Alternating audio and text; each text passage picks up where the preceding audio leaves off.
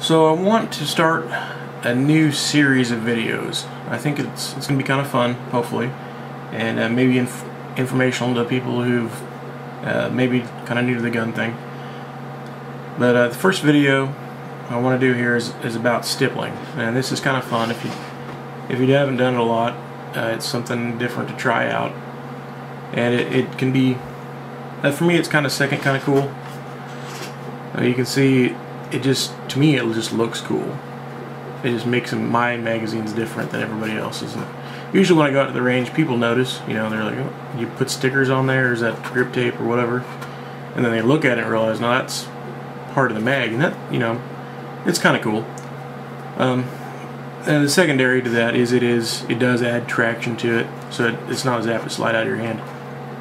These PMags are amazing. You know, they work all the time. For, you know, one of these is what, 14, 15 bucks of the window, and these are 10 or 12 depending on how many you buy at a time. And for that price, they really are amazing. So I'm not complaining about them being just a little bit slick. For me, it's just kind of almost a zen thing. It's kind of fun to sit around and do it. I enjoyed it. It's sort of rather than smoking or drinking or whatever, it kind of centers me a little bit. Gives me kind of my alone time, I guess. So I sit around and watch YouTube videos while I do this. But that's, you know, that's just me. That's just because I'm a little bit off, I guess. But you see if I can't set up a little video showing you more or less how to do it. And I'm sorry about the squeaky chair. I really need to get that fixed. But to do this, all you need, soldering iron, a few bucks. This one happens to be an expensive one, but it doesn't need to be. And really, it's probably kind of sad to use this for that. I like the sharpest tip you can find. I did do one of these with a wider tip, and it came out a lot rougher, a whole lot rougher.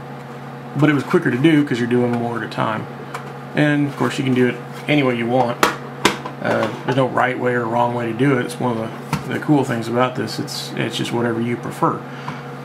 So for me, I just like to start on the edge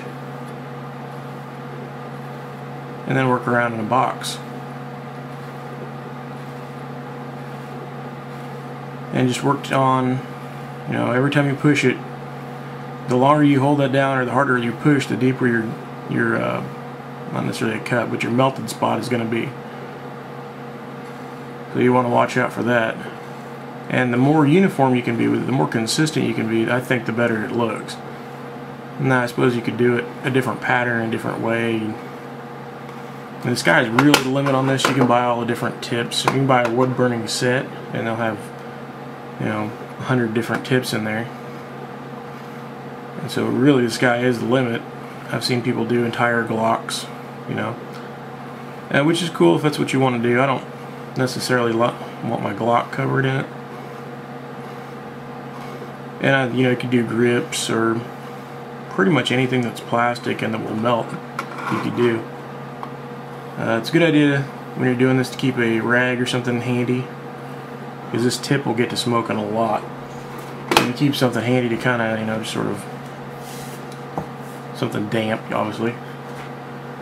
Kind of clean it up every now and again. It's going to cut down on your smoke. It's also a good idea to have a window open or something, because I doubt that the smoke is good for you. Oops. Alright. So I usually box them in, and then I'll box in the next one, box in the next one, and go on down, and kind of proceed that way. So I'm going to do that. I'm going to turn the camera off so you guys don't have to wait, and then hopefully you can see it in a second.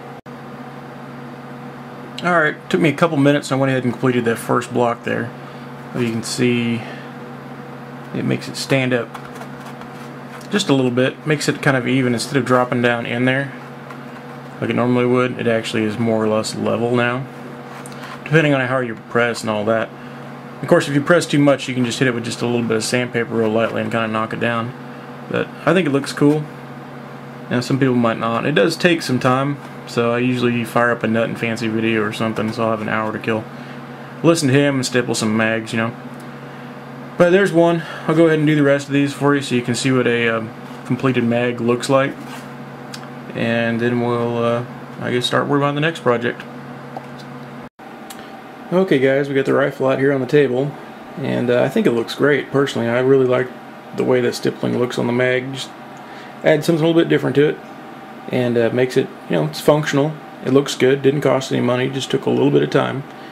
And I think that's the way this series of videos that I'm going to try and start is going to go, more or less, is just cheap, free, maybe, easy things that you can do at home to make your guns better and, at least different than everybody else's. I love having my stuff be a little bit different. So anyway, if you didn't like the video, tell me. But if you did like the video, tell everybody. And that's what I ask from you. If you haven't subscribed yet, you think you might, you like shootings, you like guns, random funny stuff, please subscribe and tell your friends about me. Anyway, you guys have a good week. I'll talk to you later.